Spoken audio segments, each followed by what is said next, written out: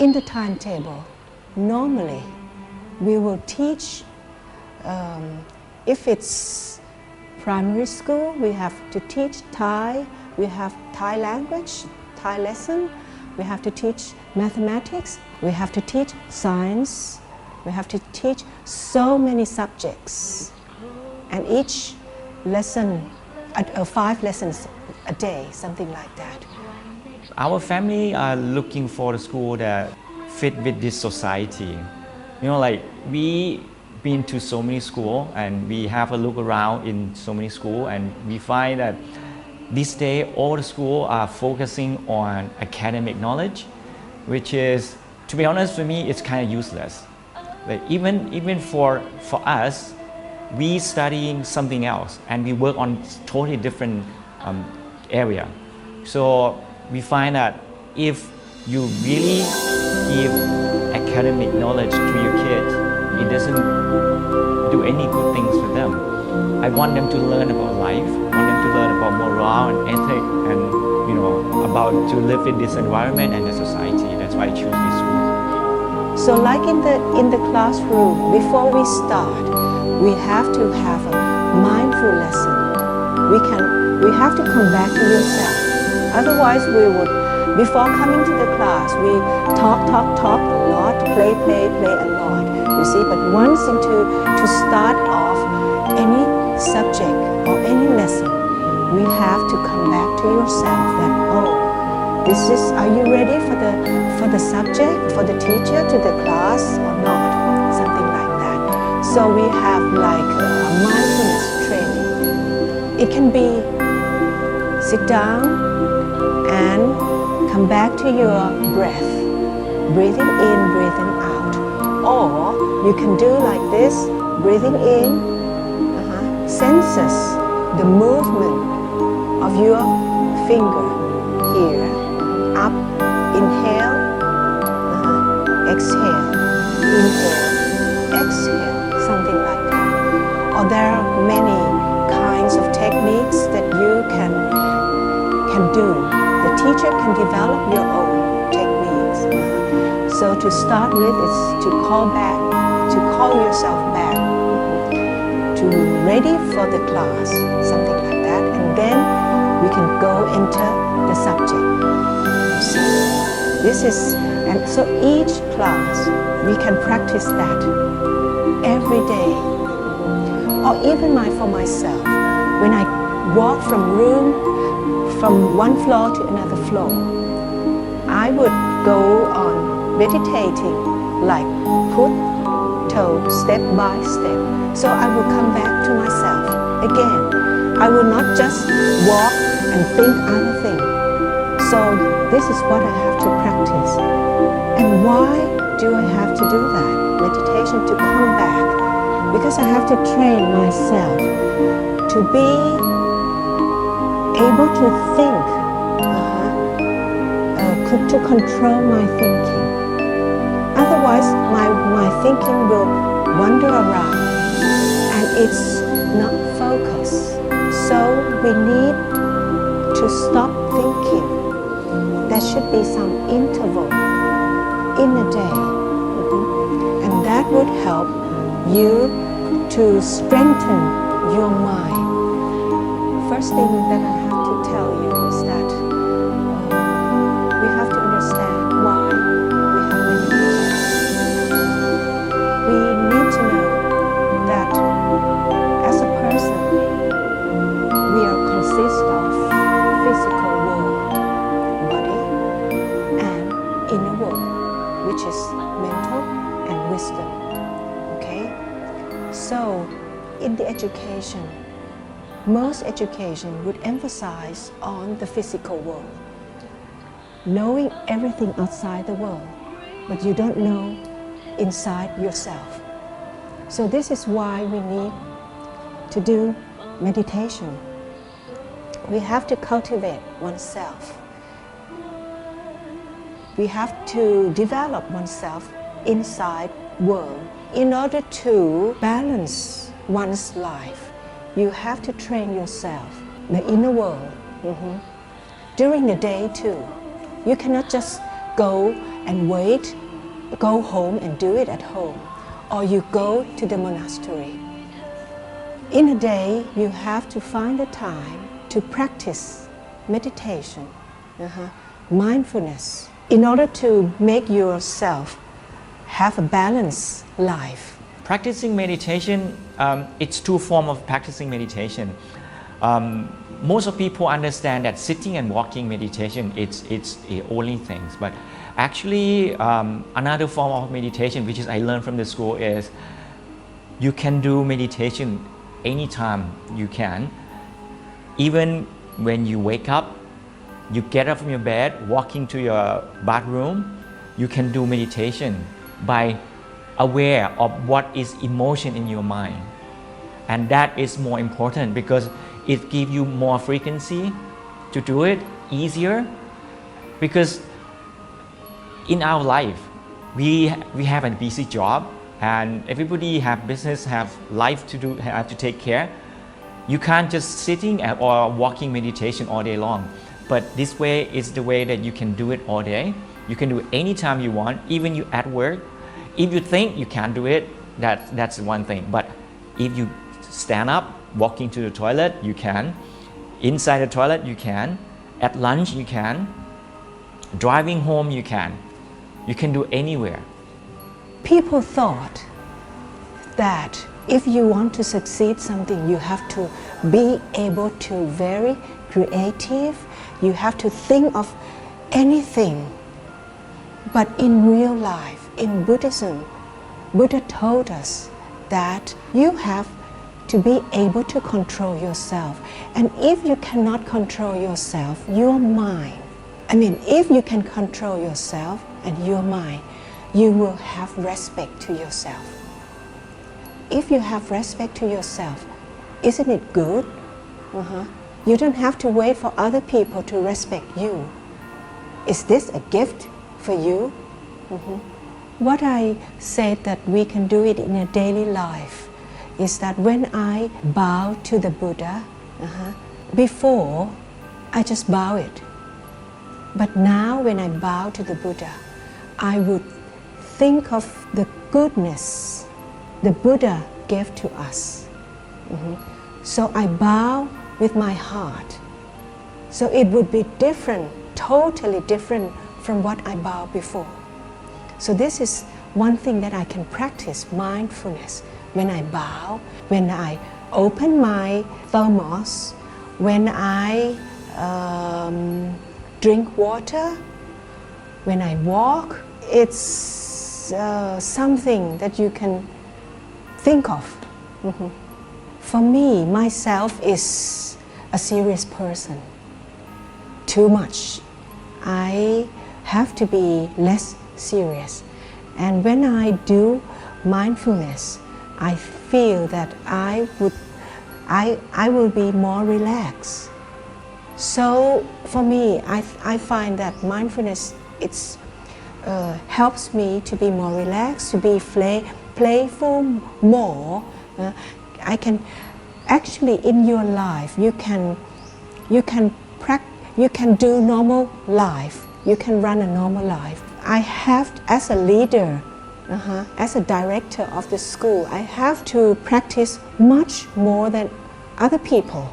I have to try to balance myself, not to be too playful, not to be so serious. I try to be balanced. But for other people, especially children, I think their nature, they are so playful, but we have to bring them to be more in a middle way. That's why I think that it depends on the person, right? That for me, I find it, I need to balance by to be less serious and to be more playful. Then it will come to a balanced ground, right? And for children too. And if the teachers, those who are very serious, then once they practice, they will be more relaxed. And for those teachers who are more too playful, not serious at all, they should come to a middle way, too. So this is for everyone. But first of all, you have to know yourself.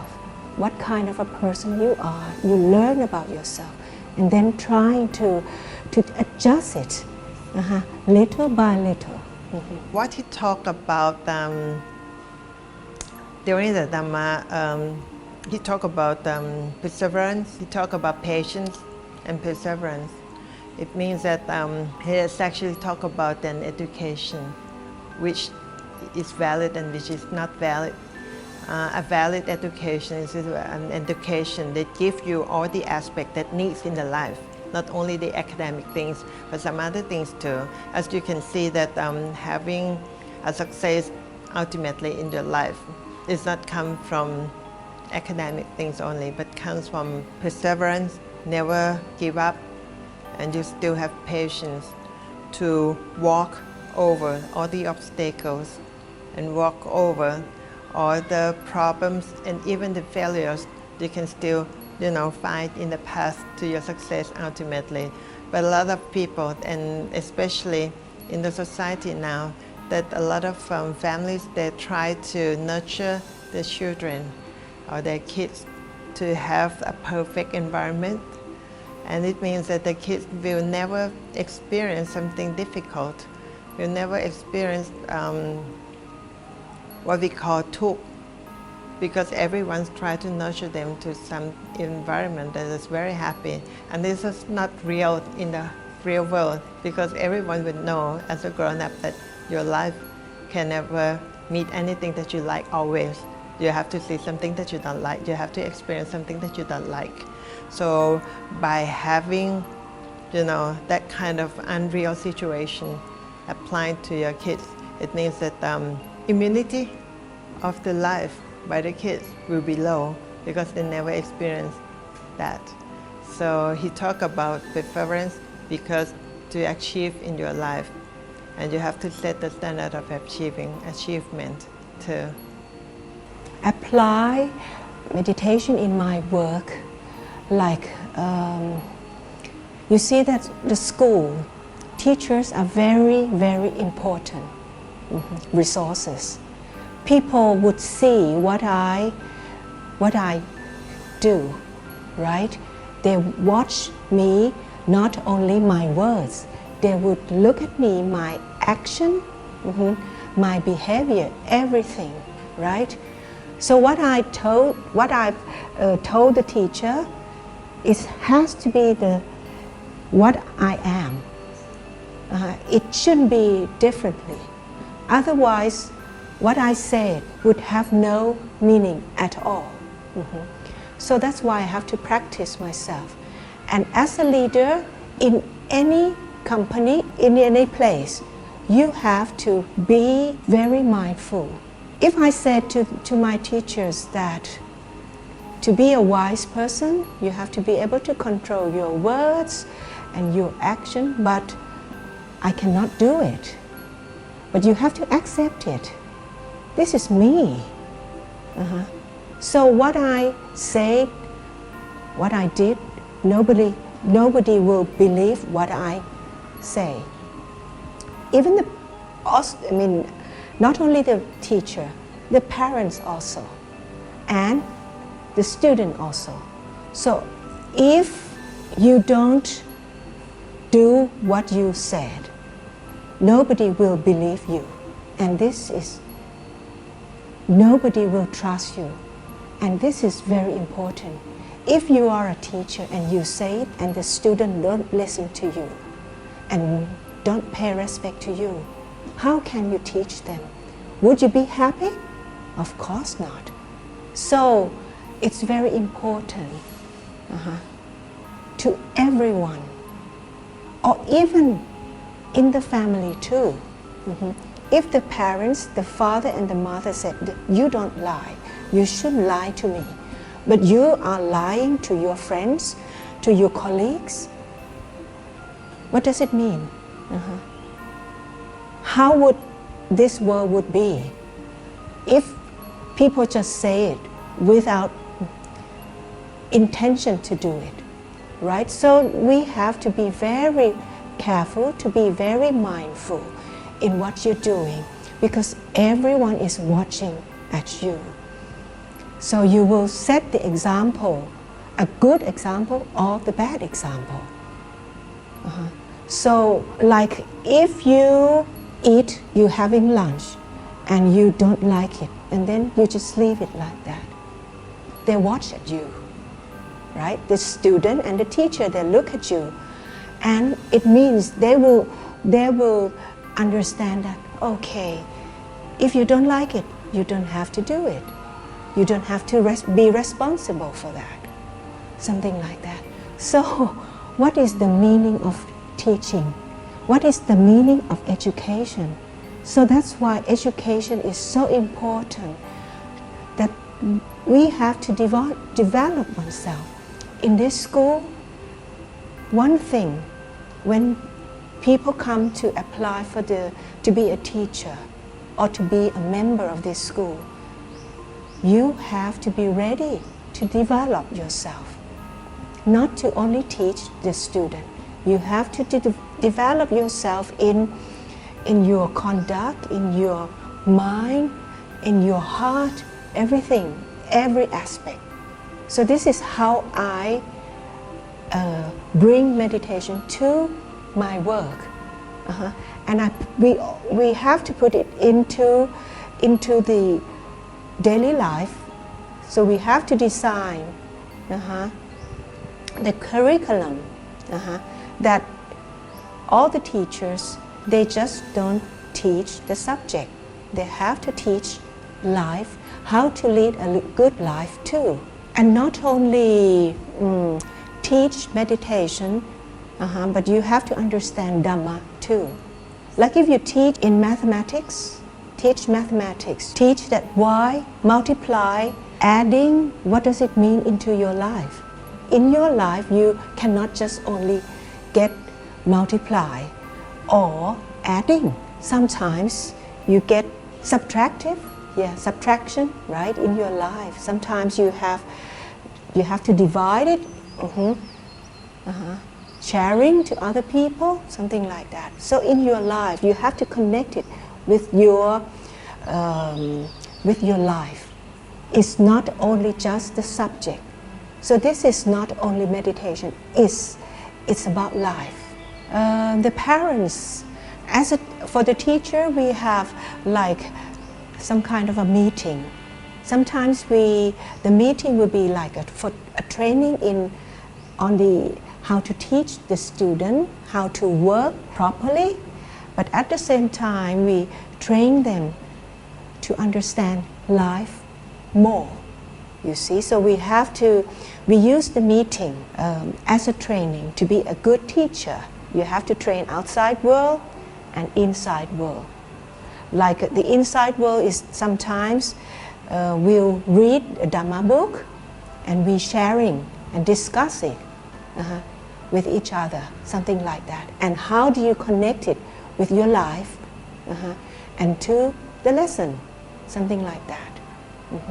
So this is, we train the teachers through daily life, through meetings. And at the same time, we have a proper training, like 7 days in a week, 7 days retreat. In October, we have a retreat for all the teachers. Everyone will join this retreat for 7 days. This is a formal practice. Because like, the training will start before they coming to the school.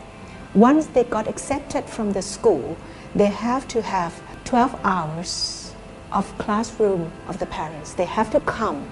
They have to join this classroom, you see. And we will explain to them, make them understand what is the principle of this school, make them understand the role of the teacher here, and make them understand the children more, and at the same time make them understand themselves. They expect so much from the children, but they don't understand themselves, you see. So, they have to understand what they want. and they have to practice and develop their conduct too. And it will be, the interaction will be more effective if they train, the parents train themselves. You cannot just expect the children to train themselves, to be calm when you're not calm, when the parents are not calm.